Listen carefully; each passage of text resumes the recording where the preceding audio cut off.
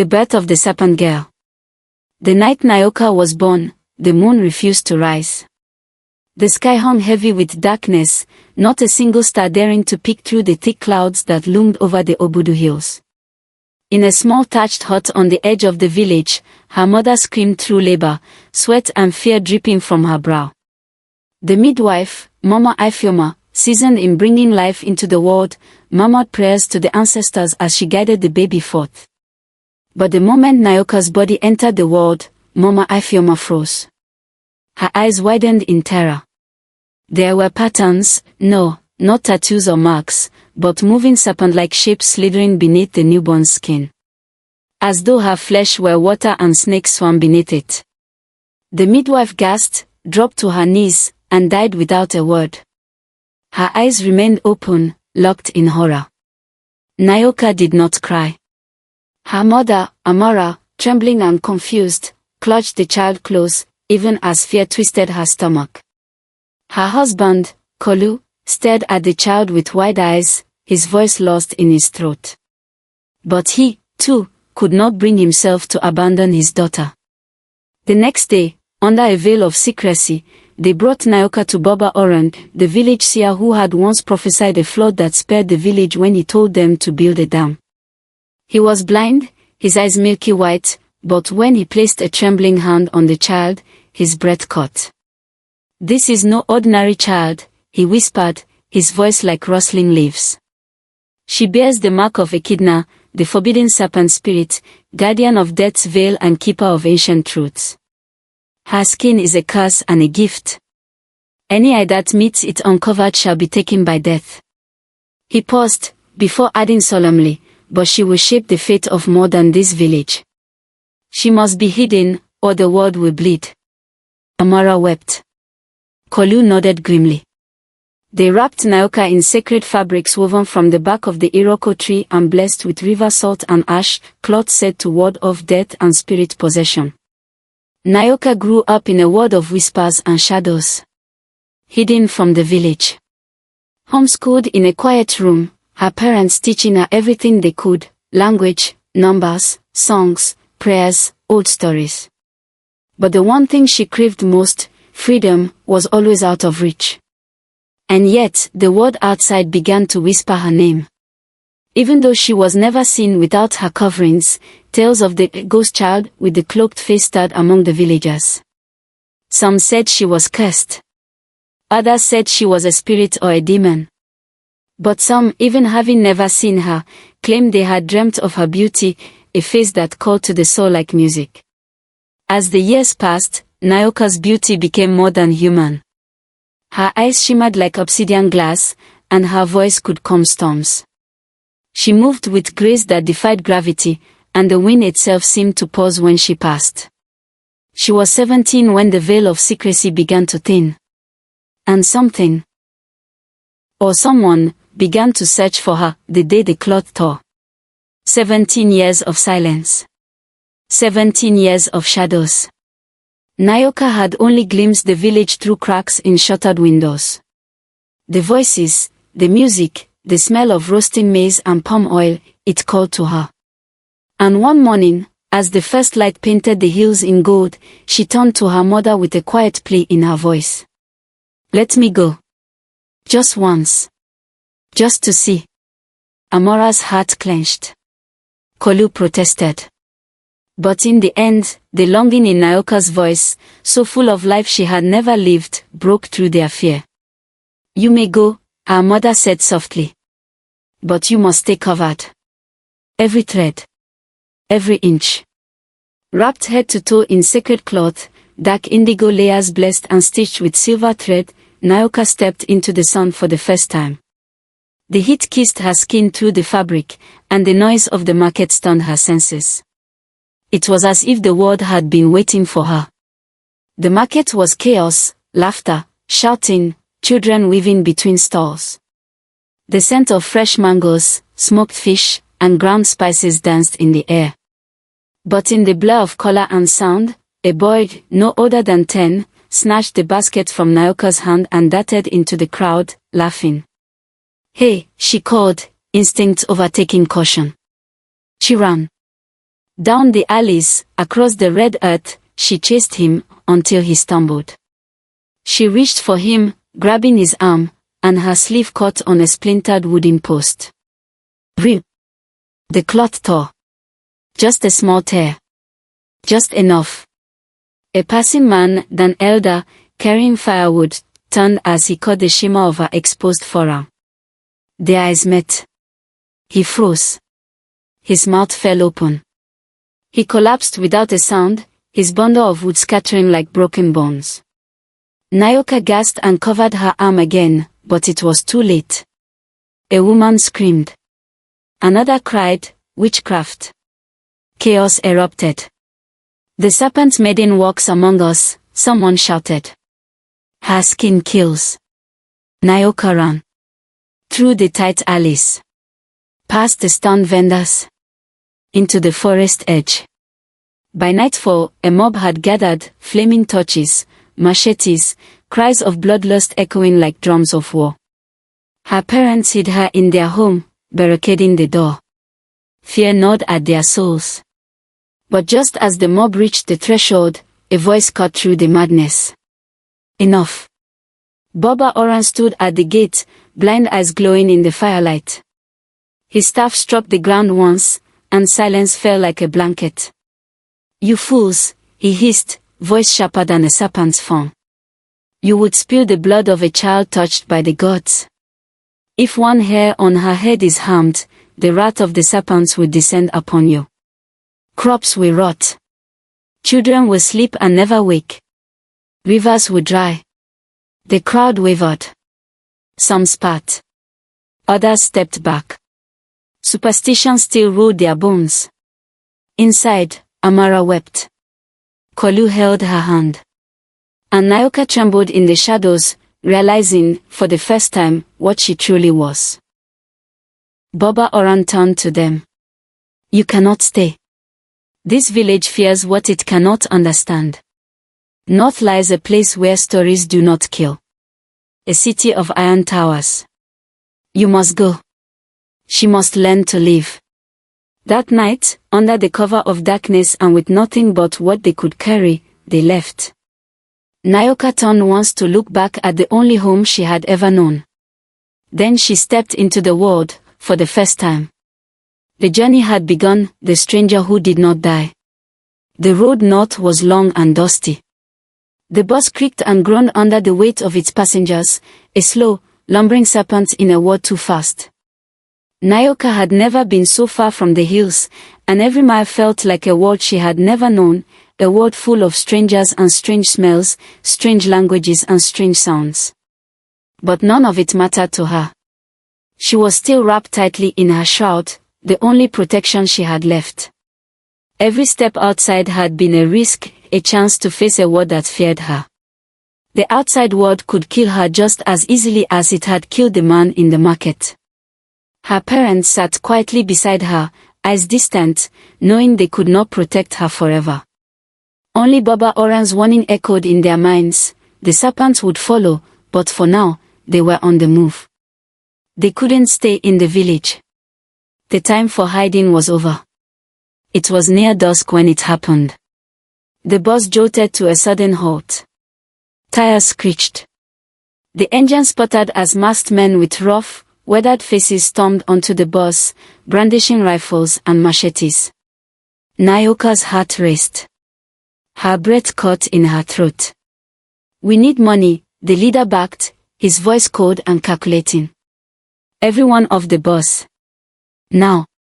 A woman screamed. The others scrambled, trying to escape, but the men were too fast, too organized.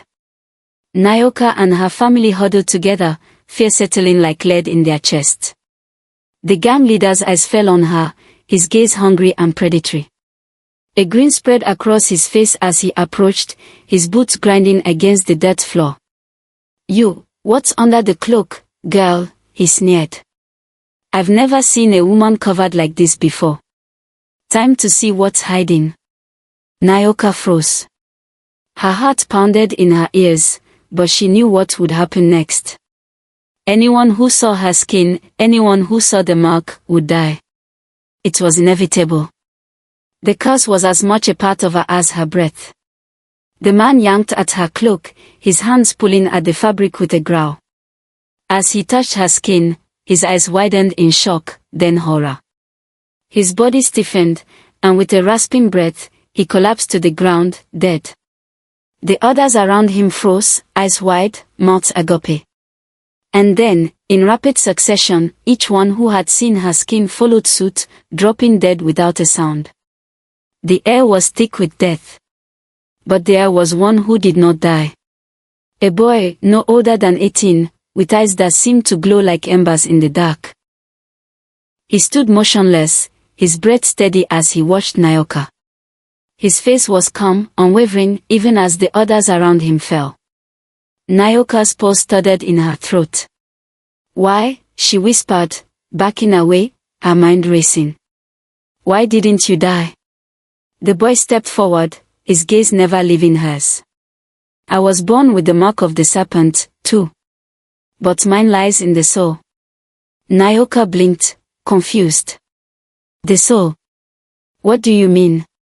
The boy smiled faintly, his eyes warm with understanding. "I don't carry the curse on my skin, like you. But I carry it in my heart. In my spirit. I was chosen, just like you. And I carry the same judgment. You see, the skin doesn't kill. It judges." He extended his hand, his fingers blackened with the marks of someone who had known the weight of survival. "I'm Te. And you're not alone." Nyoka hesitated, then took his hand. She could feel something deep within her, a stirring, an ancient truth waiting to be uncovered. "I don't understand," she whispered. Te's eyes softened. "Your skin doesn't reflect death. It reflects the soul. If a heart is pure, the skin doesn't harm. But if the heart is wicked, it mirrors death." She stared at him, words failing. He was the first person in her life who didn't tremble in fear of her power. He understood. "You're not cursed, Nyoka. You're a judge," he said, his voice steady. Before she could respond, Te's hand gripped hers tighter. "We need to leave. This place is dangerous. You're not safe here." With the few supplies they could carry, they slipped into the forest, moving quickly, carefully. Her parents followed close behind, but Nyoka couldn't shake the feeling that something had changed. The world was no longer so simple. She wasn't just a girl with a curse. She was something much more. And Te had a secret, just like her. He, too, had been marked by the serpent. But unlike her, he had learned to live with it, to understand it. As the days passed, Te led them to a hidden village, nestled deep in the heart of the forest, a place untouched by the outside world, where the shadows were not feared, but accepted. It was a sanctuary. "This is the marked," Te explained as they approached the village. "A place where people like us can live in peace. Here, the mark isn't a curse. It's part of who we are." Nyoka's mind raced. What was this place? What was she truly capable of? Inside the village, she saw others, people with strange, beautiful, and terrifying marks on their skin. Some had eyes that glowed in the dark. Others had patterns of animals or symbols that shifted and moved like her own. Here, they lived without fear. Te took Nyoka to a quiet clearing and sat her down.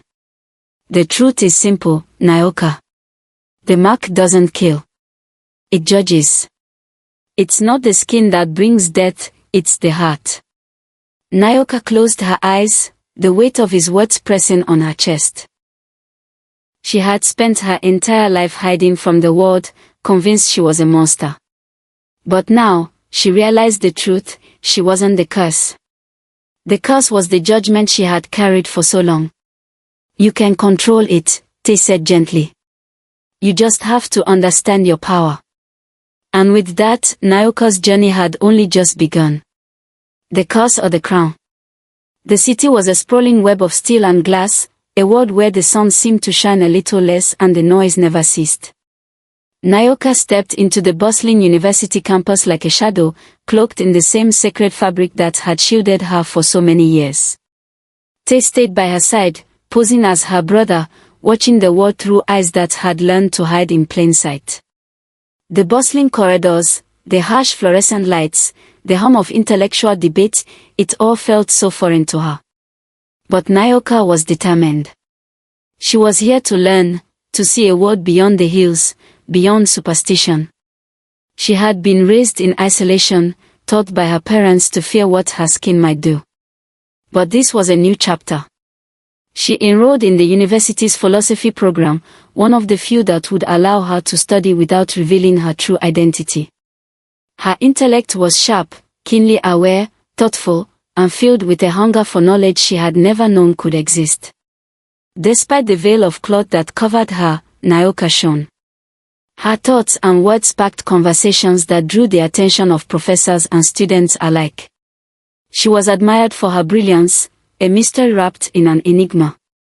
Tay stayed close, always on the periphery, offering her support and watching over her like a quiet guardian. No one suspected that they weren't siblings, at least not at first. He was good at blending in, at playing the role of protector without drawing attention. But despite their efforts to remain hidden, Nyoka couldn't escape the pool of attention. There was Adiz, a confident, beautiful student who had always been the center of attention. She was the type of person who could draw every gaze with a smile, who thrived in the limelight. When Nyoka first entered the classroom, Adiz's eyes flickered with curiosity, and soon enough, she took notice of the quiet girl who spoke so confidently, who seemed to command the room without saying much at all. Nyoka's radiance, even while covered, was impossible to ignore. As the weeks passed, Adiz grew more and more frustrated with the attention Nyoka was receiving. The whispers started, the murmurs of "who is she?" and "why is she always covered?" The more Nyoka excelled, the more Adiz felt her position as the top of the social hierarchy slipping away. The jealousy simmered under the surface. One day, it came to a head. A prestigious debate competition was held, and Nyoka was chosen as one of the main participants. The topic was the nature of power and responsibility in the modern world. Nyoka's words were measured, her arguments were structured, as always. But Adiz, determined to expose Nyoka's secret and end her reign as the center of attention, had other plans. During the live broadcast, with hundreds of students and professors watching, Adiz waited for her moment. As Nyoka stood to make her final point, Adiz lunged forward, ripping the gloves from her hands in front of the stunned audience. A collective gasp filled the room. The silence that followed was suffocating, like the air had been sucked from their lungs. The moment Nyoka's bare skin was exposed, it happened. The first man, sitting in the front row, dropped dead to the floor with a sickening thud. A woman in the back cried out, clutching her chest before collapsing in a heap. And then, it spread. Students fainted, others screamed, and the chaos erupted. Nyoka froze, her heart hammering in her chest. This was the fear she had always known. But she wasn't a child anymore, running from what she could not understand. She was a woman with a truth that was far too powerful to hide forever. Adiz stood in the middle of the chaos, staring at Nyoka in shock, her face drained of color. What is this?" she whispered, her voice trembling. Nyoka didn't answer. She couldn't. The weight of the stares, the horror in their eyes, it was too much. She reached for her gloves, her fingers trembling as she tried to cover her hands again. The room was spinning. The chaos escalated quickly. Security rushed in, but it was too late. The damage had already been done. The school suspended Nyoka, labeling her a danger to society. Media outlets picked up the story almost immediately. Headlines blared, "The dead-skinned girl, a curse in human form." Her face, now plastered across every news station, was both a symbol of fear and fascination. Nyoka was no longer just a student. She had become an object of curiosity, a monster in the eyes of the world. Some called for her execution, others for her isolation. But no one knew what to do with her. At home, her parents begged her to return. They pleaded, their voices laced with concern, their love wrapped in fear. Come back, Nyoka. It's not safe. The world, they don't understand. It's too dangerous. But Nyoka's voice, steady despite the chaos, answered with resolve, if the world fears me, it must also learn the truth about me. I will not hide anymore. I will not run. Her parents wept, but they knew her heart. Nyoka had always been strong, always been determined. She was ready to face the world, not as the girl who had been hidden, not as the girl marked by a curse, but as the woman who had a right to exist on her own terms. Tay stood by her side as always, his silent support a constant in a world that had become uncertain. But one thing was clear, this was no longer about fear. It was about power. And whether the world liked it or not, Nyoka was ready to claim it. The betrayal of Tay. Nyoka had always trusted Tay, he was her protector, her guide in this new world. But trust, she soon learned, could be a fragile thing. It began with whispers. At first, they were subtle, barely noticeable, like the rustling of dry leaves in the wind.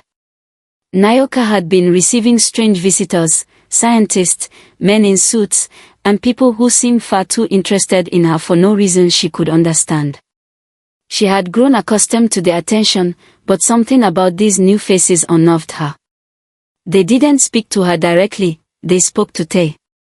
One evening, as she walked past the small apartment they shared in the heart of the city, Nyoka overheard fragments of a conversation. Tay was speaking to someone on the phone, his voice low and cautious. She's ready, Tay said. She trusts me. We can get her. Her heart dropped into her stomach. Get her. The word stung more than she could have ever anticipated. She had known Tay had secrets, everyone did. But this was betrayal. He was helping someone take her. The realization hit her like a blow. She rushed back to her room, her mind racing. She hadn't known who these mysterious people were, but she knew now. They were scientists. People who wanted to capture her, study her, learn what made her skin so deadly. As the days passed, she watched Tay more closely. His excuses became more frequent, and his interactions with the scientists grew bolder. He was no longer her protector. He was a traitor. The next morning, Nyoka confronted him, her voice barely a whisper of the storm swirling inside her. Tay, are you helping them? Tay's face went pale. For a long moment, he didn't answer. Then, finally, he spoke, his voice heavy with guilt. They think you can be the cure, Nyoka. The key to immortality. They believe if they can understand your skin, they can. No. Nyoka cut him off, her voice shaking with rage. You betrayed me. You used me. You never cared about me, only what I could give. Tay's eyes were filled with regret. I never wanted to hurt you. But you could be the answer to everything. People live in fear of death. They worship it. You can end that fear. You can end it for all of us. You don't understand, she said, backing away, her heart breaking. You don't see me. You see a solution, a weapon. That's all I've ever been to you. Before Tay could reply, Nyoka turned and left. She fled into the streets, a storm of emotions tearing her apart. Betrayed. Used. Alone. The city was no longer her safe haven. It was a cage, one she had built with trust and love, only to see it collapse into a place of betrayal. As she wandered through the darkened alleys, her thoughts became a whirlwind of pain and confusion. She didn't know where to go, but she couldn't stay here, not with Tay's lies haunting her steps. But before she could even consider what her next move would be, they found her. The OSA.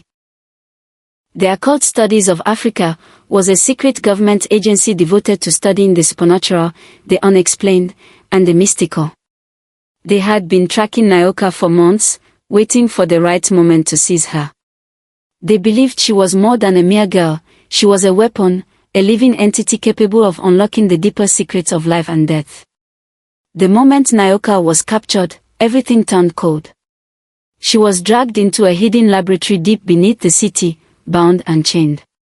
The agency's scientists were waiting, their eyes gleaming with the promise of knowledge, but Nyoka had no intention of being their specimen. She had lived too long in isolation to become anyone's experiment. Days passed, and Nyoka's spirit only grew fiercer. They tried to subdue her, to break her. They subjected her to countless tests, scraping, slicing, and probing her skin. But no matter how many times they tried, her skin never wavered. Her power didn't relent. It only grew stronger with every cruel touch. But the worst was yet to come. One evening, a young doctor named Dr. Abimbola entered her cell. He wasn't like the others. He had a soft gaze, and his hands trembled as he checked her vitals. He was different, fascinated, but kind-hearted. Nyoka could sense the conflict in him. He didn't want to hurt her, he just didn't know how to stop the machinery of the agency that surrounded them. "Please," Nyoka whispered, her voice raw. "You have to let me go." I don't know if I can," he said, his voice strained. "But I don't want to see you suffer." In the dim light, Dr. Abimbola unlocked her chains. He was careful, moving with the caution of someone who feared what he might be releasing. The moment he touched the shackles, Nyoka felt a flicker of hope. But then, tragedy struck. As the chains fell away, Dr. Abimbola glanced at her skin. His eyes locked onto the serpentine patterns that slithered across her body, and in an instant, his expression shifted from compassion to horror. He gasped, his hand clutching his chest as he crumpled to the floor. Nyoka screamed, rushing to his side, but it was too late. His life had been taken by the curse of her skin. With the door open, Nyoka had no choice but to run. She had to escape, to get away before the scientists could regroup and capture her again. Her escape was swift, leaving behind a trail of chaos and death. She ran through the shadows of the city, slipping into the slums where no one would think to look for her. There, in a decrepit building, she met Mama Ayo. The old mystic woman was ancient, her face lined with the wisdom of countless years. She had seen many things, and her eyes held the knowledge of forgotten truths. Nyoka felt a strange peace in her presence, as if Mama Ayo could see through all the pain and confusion. Mama Ayo spoke softly, her voice carrying the weight of ancient prophecy. "You are the serpent, child. The one foretold. But your path is not of death. It is of healing." Nyoka's heart pounded. "What do you mean?" Mama Ayo smiled gently. "There is more to the prophecy you do not know. Only when the serpent chooses love over wrath shall her gift become healing." The words hung in the air, heavy and haunting. Nyoka had always known her power could bring death, but could it also bring healing?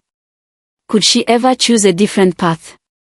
The answer was still unclear, but one thing was certain, Nyoka's journey was far from over. The world would learn the truth about her, not as a curse, but as a force that could change everything the day she unveiled herself. The festival was in full swing, the air electric with music and laughter. But for Nyoka, this was not a day for celebration, it was a day for revelation. For years, she had hidden herself away, cloaked in mystery and fear, but no longer. The time had come to show the world who she truly was. Dressed in her full serpent regalia, a cloak of iridescent scales that shimmered under the sunlight, Nyoka ascended the steps to the main stage. The crowd fell silent as she stepped into view, the whispers of those who had heard of her becoming hushed murmurs. Her face, now framed by her powerful serpent skin, was a blend of strength and beauty, the very embodiment of the prophecy. Her voice rang out, clear and strong, over the hushed crowd.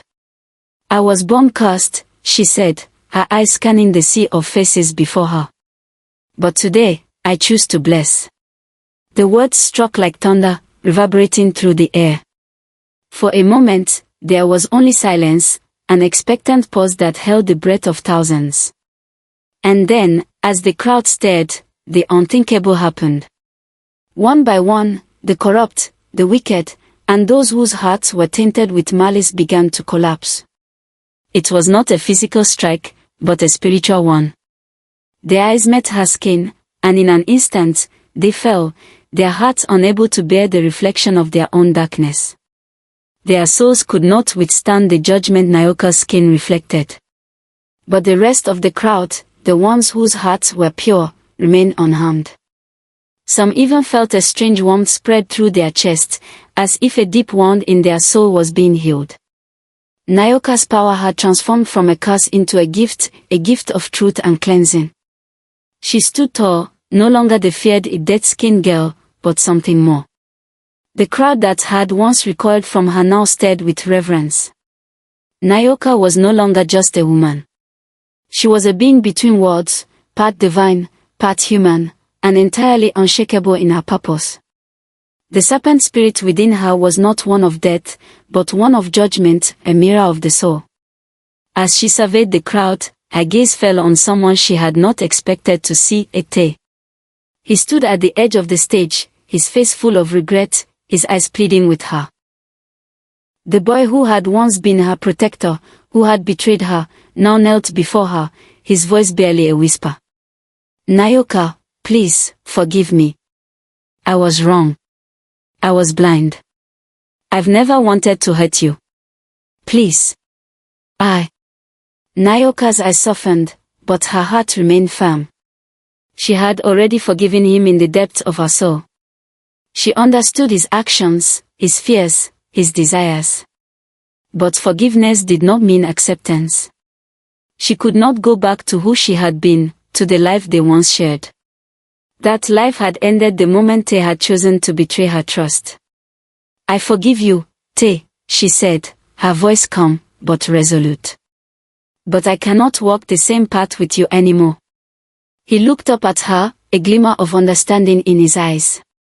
And for the first time, Nyoka saw the truth of his soul. He was not wicked, but lost. Yet, their paths were no longer intertwined. She had chosen to walk alone.